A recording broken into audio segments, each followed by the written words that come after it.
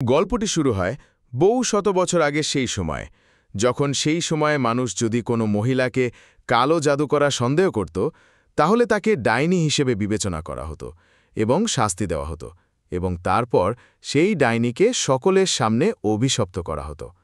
এক ব্যক্তির হাতে একটি বই ছিল, এবং তাতে লেখা জিনিসপত্রের উপর ভিত্তি করে সে মহিলাদের তাদের সত্য কথা বলেছিল।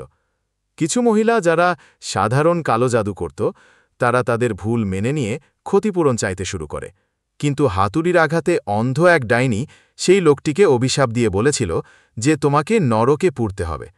কিন্তু লোকটি ডাইনির কথা শুনেনি এবং তৎক্ষণাৎ তাদের তিনজনকেই ফাঁসিতে ঝুলিয়ে দেওয়ার সিদ্ধান্ত নেয়। সে তিনজন ডাইনিকে পুকুর থেকে টেনে বের করে আনে এবং কাজ শেষ করে সৈন্যরা চলে যাওয়ার সাথে সাথেই পুরোহিত বলেন যে বই অনুসারে ডাইনিদের মৃতদেহ আবার তুলে আনতে হবে এবং তারপর তাদের শেষকৃত্য সম্পন্ন করতে হবে, যাতে তারা আর কখনো ফিরে না আসে। কিন্তু একজন সৈনিক হেসে বলেছিল যে সে নিশ্চিত যে তিনজন ডাইনি মারা গেছে এবং তারপর কেউ ফিরে আসবে না। কিন্তু পুরোহিত খুব চিন্তিত ছিলেন এবং একটি কাজ সম্পন্ন করার জন্য তিনি রাত 1:30টার দিকে পুকুরে যান, এবং এই সময় তিনি খুব ভালোভাবে একজন ডাইনিকে হত্যা করেন। কিন্তু শেষ ডাইনির নিজেকে টেনে তোলার জন্য অনেক শক্তির প্রয়োজন ছিল। কোনো শয়তানি শক্তি তাকে মেরে ফেলতে পারে ভেবে তিনি যে কোনো উপায়ে পালানোর চেষ্টা করেন। তিনি চেষ্টা করে পুকুরে পৌঁছে বইয়ের মন্ত্রগুলি পড়তে শুরু করেন, যা তাকে সেই অশুভ শক্তির হাত থেকে বাঁচাতে পারে। কিন্তু তিনি বেশি সময় পাননি, কারণ তখন সেই ডাইনির দুষ্ট আত্মা জলে ঝাঁপিয়ে পড়ে এবং তার শক্তি ব্যবহার করে সেই ডাইনির বইটি পুড়িয়ে দেয় এবং পুরোহিতকেও একই আঘাত দেয়, যা সে তাদের সকলকে দেওয়ার চেষ্টা করেছিল। এখন গল্পটি কয়েক বছর এগিয়ে যায় এবং বর্গাই জানে যুদ্ধের প্রস্তুতি চলছে। হাজার হাজার সৈন্যের মধ্যে বেমান নামে এক যুবক এবং তার বন্ধু ফেলসন নিজেদের মধ্যে মজা করে কথা বলছিল যে শত্রুদের কে হত্যা করবে, এবং কয়েক মিনিটের মধ্যে যুদ্ধ শুরু হয়ে যায়। তারা দুজনেই যুদ্ধবিদ্যায় পারদর্শী এবং শক্তিশালী যোদ্ধা। পরবর্তী কয়েক বছর ধরে তারা একসাথে অনেক যুদ্ধ করেছে এবং যারা ঈশ্বরের নামে কথা বলে তাদের বিরুদ্ধে লড়াই করেছে। আসলে তাদের যুদ্ধ ঈশ্বরের নামে করা হয়নি। সে দিন দেখতে পেত, সে বোকা ছিল না, এবং সে সর্বদা তার শত্রুদের হত্যা করার জন্য প্রস্তুত ছিল। অনেক বছর পর একটি যুদ্ধে তার সেনাবাহিনী স্মির্না নামক একটি শহর আক্রমণ করতে এসেছিল, কিন্তু তারা শত্রুদের চিনতে পারেনি এবং সে তার তরবারি দিয়ে একজনকে হত্যা করেছিল। শীঘ্রই তারা বুঝতে পারল যে তাদের সেনাবাহিনী একটি খালি শহরে গণহত্যা চালিয়েছে।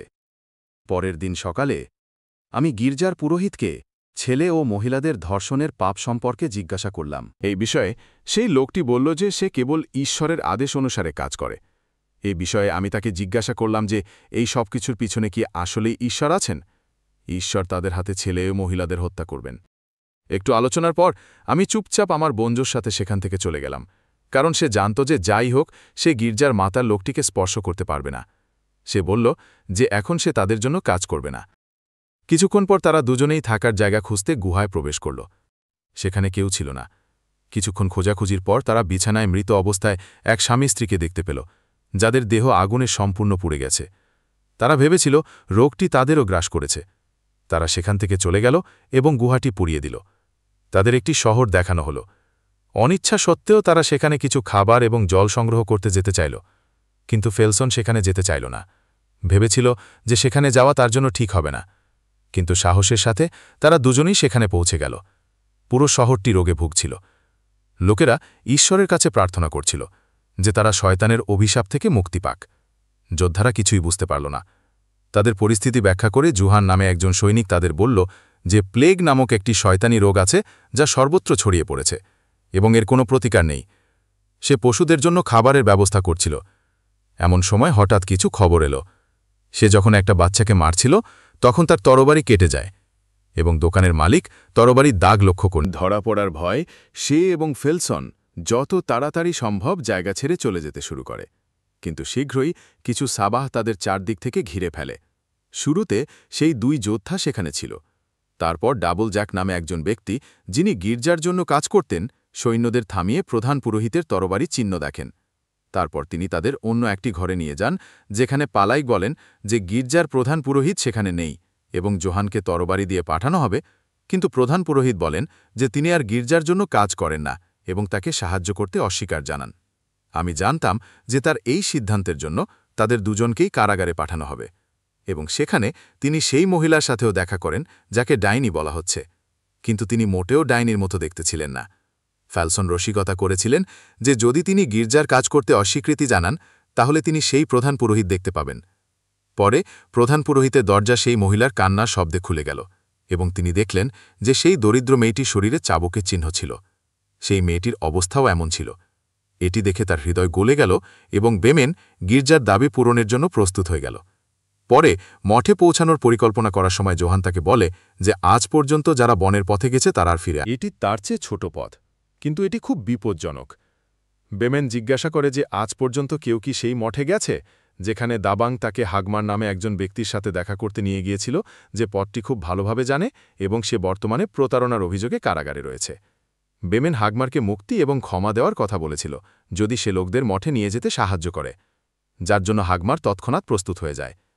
পুরোহিত ডাইনির খাবারে ঘুমের ওষুধ মিশিয়ে তাকে ঘুম পাড়িয়ে দেয় এবং ঘুমন্ত অবস্থায় তাকে সেখান থেকে নিয়ে যাওয়ার পরিকল্পনা করে, কিন্তু সে তার কাছে যাওয়ার সাথে সাথেই ডাইনি হঠাৎ তাকে আক্রমণ করে। কিন্তু তারপর বেমেন এবং ফেলসন ডাইনিকে ধরে ফেলে। ছেলেটি তার পাছায় তরবারি দিয়ে ছুরিঘাত করে, যার পরে সে সহজেই অজ্ঞান হয়ে যায়। ডিবোলজ্যাক জানালেন যে মেয়েটি একা একা ঘুরে বেড়াচ্ছিল এবং অদ্ভুত সব কথা বলছিল। তার আগমনের 15 দিন পর পুরো শহরে প্লেগ ছড়িয়ে পড়ল এবং অন্যান্য শহর থেকে একই খবর আসছিল। যেখানে এটি দেখা যেত, ইসমার জোহান পুরোহিতকে ভুল প্রমাণ করে বললেন যে এই মেয়েটি আমার গ্রামে কখনো দেখা যায়নি। তাহলে সেখানে প্লেগ কিভাবে ছড়িয়ে পড়ল? ভিমান এবং ফেলসন সন্দেহ করলেন যে কেউ তাদের অনুসরণ করছে এবং সাদা ঘোড়সওয়ারটিকে খুঁজে বের করার জন্য তারা একটি ফাঁদ পাতে এবং তাকে অনুসরণ করতে শুরু করলেন। লোকটি ফাঁদে পড়ে গেল। ছোট ছেলেটি তার নাম কে বলেছিল এবং বলেছিল যে সেও তার মতো একজন যোদ্ধা হতে চায়। যদি সে মঠে যাওয়া নৌবহরে যোগ দেয় তাহলে লোকেরা তাকে শিশু মনে করা বন্ধ করে দেবে। এতে ফেলসন হেসে বললেন, ওই শিশু, এখান থেকে চলে যাও, যার উপর কে তাকে তরবারি দিয়ে আঘাত করে। সে দুর্গকে খেলার বিরুদ্ধে লড়াই করার জন্য চ্যালেঞ্জ জানায়। এরপর ফেলসন তাকে শিক্ষা দেওয়ার জন্য প্রস্তুত হল। সে তরবারি যুদ্ধে একজন দক্ষ যোদ্ধা ছিল। এই তরবারি দিয়ে অনেক যোদ্ধার সাথে লড়াই করেছিল। সে দুর্গটিকে এমনভাবে আঘাত করল যাতে তার মাথা ভেঙে যায়। এর মাঝে লড়াই থামিয়ে দিল। বেমেন বলল, এই ছেলেটিকে তোমার সাথে নিয়ে যাও। যাই হোক, শহর থেকে একজন পুরোহিত ইতিমধ্যেই বেরিয়ে এসেছে। সূর্যাস্তের পর যখন বেমেন সেই মেয়েটিকে খাবার দিতে এলো, তখন সেই মেয়েটি তাকে কথা বলতে শুরু করল। বেমেন তাকে জিজ্ঞাসা করল, এই পুরোহিত কি তোমাকে চাবুক দিয়ে আঘাত করেছে? এতে মেয়েটি রাজি হয়ে বলল, আমি মরতে চাই না। মেয়েটির চোখে ভয় ছিল। সে বলল, বেমেন তাকে প্রতিশ্রুতি দিয়েছে যে সে নিজেকে দোষী প্রমাণ করার পূর্ণ সুযোগ পাবে এবং তাকে এমন কোনো বিপজ্জনক শাস্তি দেওয়া হবে না। যখন সে গ্রামবাসীদের কাছে ফিরে গেল, তখন ডাবলজ্যাক তাকে কি বলল? পরের রাতে ডাইনিকে রক্ষা করা জরুরি ছিল। প্রথম পালা ছেলেটির জন্য ছিল, কিন্তু পুরোহিত সেখানে এসে বলল যে এখন থেকে সে দেখবে। ছেলেটিকে যেতে দেখে ডাইনি কাঁদতে শুরু করল। ছেলেটিকে কাঁদতে দেখে তার কাছে যেতেই ডাইনি তাকে গলা চেপে ধরে। পুরোহিত ছেলেটিকে বাঁচাতে এগিয়ে এলে ডাইনি পুরোহিতের ক্রুশটি তার হাতে ধরিয়ে দেয়। শব্দ শুনে অন্যরা সেখানে পৌঁছালে ডাইনি ইতিমধ্যেই সেখান থেকে পালিয়ে যায়। ডাইনিকে তাড়া করতে করতে তারা একটি গ্রামে পৌঁছায় এবং একজন মহিলাকে কথা বলতে দেখে, কিন্তু তার কাছে পৌঁছানোর সাথে সাথে তারা জানতে পারে যে এটি তার বন্ধু। হঠাৎ তারা অন্যদিকে অন্য কাউকে দেখতে পেল এবং সবাই তার পিছনে পিছনে গেল। সে ছিল একটা সরু পথে পৌঁছানোর পর একটা ছোট খাত ছিল, যেখানে অনেক মানুষের মৃতদেহ একসাথে পড়েছিল। এই মানুষগুলো নিশ্চয়ই এই রোগে মারা গেছে।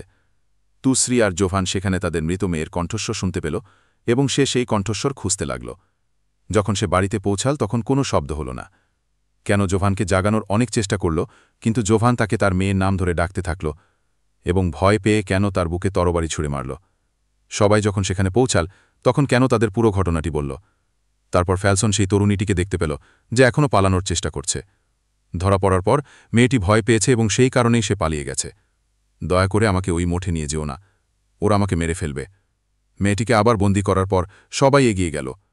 পরের দিন সবাই বলল যে পরের দিন তারা পুরনো সেতুতে দেখা করবে, যেটা খুব খারাপ অবস্থায় ছিল এবং পার হওয়ার সময় এটি সম্পূর্ণ ভেঙে যেতে পারে। যার সম্পর্কে দেবেলজাকো বলেছিলেন যা তিনি সেই সেতুটি পার হতে নন, এবং প্রথমে সমস্ত যোদ্ধা নৌকার সাহায্যে সেতুটি পার হওয়ার চেষ্টা করেছিলেন। তারপর অবশেষে তারা ডায়ানের গাড়িটি পার করে আনবেন। ডায়ানের গাড়িটি সেতুটি পার হওয়ার সময় যখন ডায়ানের গাড়িটি খাদে পড়ে যাওয়ার কথা ছিল, তখন ডায়ান তার কবজি ধরে খুব সহজেই তাকে টেনে তুলেন। কিন্তু একজন সাধারণ মানুষের এত শক্তি থাকতে পারে না। গাড়িটি পার হওয়ার সাথে সাথেই এটি ভেঙে পড়ে এবং পুড়ে যায়। যখন অন্য কোনো উপায় ছিল না, তারা বনে পৌঁছেছিল। ধুলো খুব ঘন ছিল, যার কারণে তারা কিছুই দেখতে পাচ্ছিল না। তাই ভীমন বলল যে ধুলো পরিষ্কার না হওয়া পর্যন্ত তারা এখানেই থাকবে। হেগমার তার অস্ত্র দিয়ে ডায়ানকে হত্যা করার জন্য সম্পূর্ণ প্রস্তুত ছিল, কারণ সে ভয় পেয়েছিল যে যদি সে বেঁচে থাকে তাহলে কেউ তাকে বাঁচাতে পারবে না। কিন্তু ভীমান এবং ফ্যালসন তাকে থামিয়ে দেয়।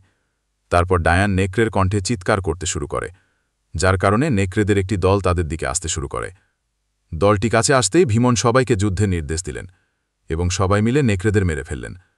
দূর থেকে নেকড়েদের আওয়াজ ভেসে আসছিল, তাই তারা ভাবলেন জায়গা ছেড়ে চলে যাওয়াই ভালো। কিন্তু যাওয়ার সময় হঠাৎ একটি নেকড়ে হেগমারকে আক্রমণ করে তার কোল থেকে ফেলে দিল, আর তারপর বর্বর নেকড়ে তাকে ঘিরে ধরে নির্মমভাবে কামড় দিল। এই নেকড়েদের মোটেও স্বাভাবিক মনে হচ্ছিল না। তারা প্রতিটি শিরা কামড়ে দিচ্ছিল।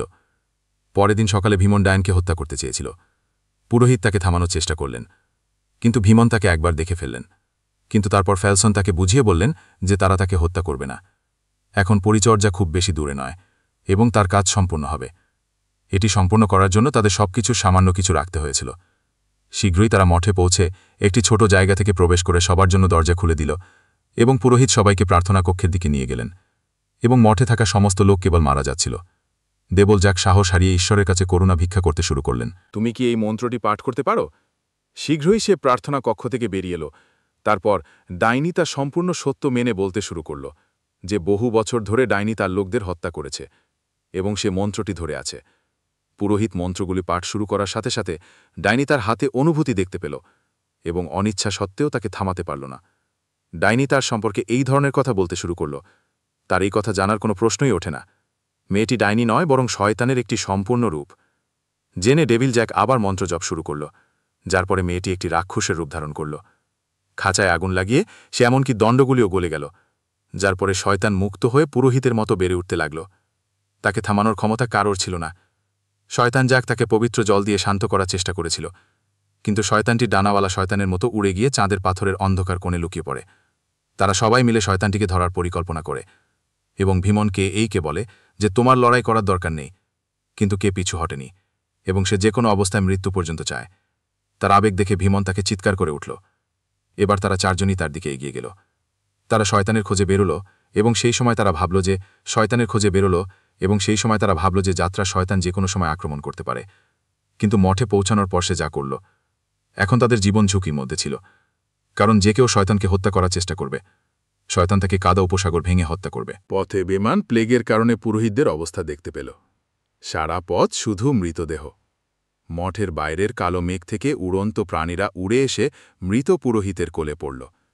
তখন দেবালজাক দেখল যে সমস্ত পুরোহিত জাদুমন্ত্র সম্বলিত বইয়ের কপি তৈরি করছে, যাতে বইয়ের কথা যতটা সম্ভব মুদ্রিত করা যায় এবং সবাই শয়তানের সাথে লড়াই করতে পারে। বেমান বুঝতে পারল যে সলোমনের বইটি জানা উচিত এবং সেই কারণেই সে ডাইনি হওয়ার ভান করছে। তবেই তাকে হারো থেকে নাসানে নিয়ে যাওয়া উচিত। লাইব্রেরিতে শয়তানি কণ্ঠস্বর প্রতিধ্বনিত হল। সবাই সেখানে দৌড়ে গেল এবং দেখল যে মেয়েটি এখন সম্পূর্ণরূপে শয়তানে রূপান্তরিত হয়েছে এবং শয়তান তাকে এখানে আনার জন্য তাদের সকলকে ধন্যবাদ জানিয়েছে। দেবলজ্যাক মন্ত্রপাঠ শুরু করার সাথে সাথেই শয়তান আক্রমণ শুরু করে এবং বইয়ের সমস্ত কপি পুড়িয়ে দেয়। এতক্ষণে সমস্ত পুরোহিতের মৃতদেহ অদৃশ্য হয়ে গিয়েছিল এবং শীঘ্রই তারা অন্ধকার থেকে ফিরে এসে আক্রমণ শুরু করে, কারণ এখন তারা সব দিক থেকে আসছিল। কেউ কেউ ছাদে পিছনের দিকে সরে যাচ্ছিল। দেবলজ্যাক অল্পের জন্য মৃত্যুর হাত থেকে রক্ষা পান এবং ভীমনকে বোঝান যে পুরোহিতদের মাথা কেটে ফেলার পরই তাদের ভিতরে শয়তান মারা যাবে। দেবলজ্যাক আরেকটি মন্ত্র গ্রহণ করেন এবং সমস্ত যোদ্ধা পুরোহিতদের সাথে যুদ্ধ করে তাদের জীবন বাঁচাতে থাকেন। ঠিক তখনই একজন পুরোহিত পেছন থেকে ফেলসনকে আক্রমণ করেন। সে তাকে মেরে ফেলল, কিন্তু সে নিজেই ভয় পেয়ে গেল। জাইককে বাঁচানোর জন্য এখন আর কেউ নেই এবং সে বইয়ের কাছে যাওয়ার সাথে সাথেই শয়তান তার পর্দাটি খারাপভাবে মোচড় দিল এবং একই সাথে পুরোহিত ঘুরে দাঁড়াল এবং শয়তান পুস্তকটি তুলতে শুরু করার সাথে সাথে বেমান তার উপর পবিত্র জল ছুঁড়ে মারল, যার পরে শয়তান রাগে বেমানের ঘলের চেপে ধরে বলল যে সেই পুস্তকে প্রতিটি ফোঁটা মুছে ফেলবে। ওয়েলসার পেছন থেকে শয়তানকে আক্রমণ করল, কিন্তু শয়তান তাকে তার নখলে জড়ো করে ছাই করে দিল। সে আবার বেমানের দিকে এগিয়ে যাওয়ার সাথে সাথে মন্ত্র জপ করতে শুরু করল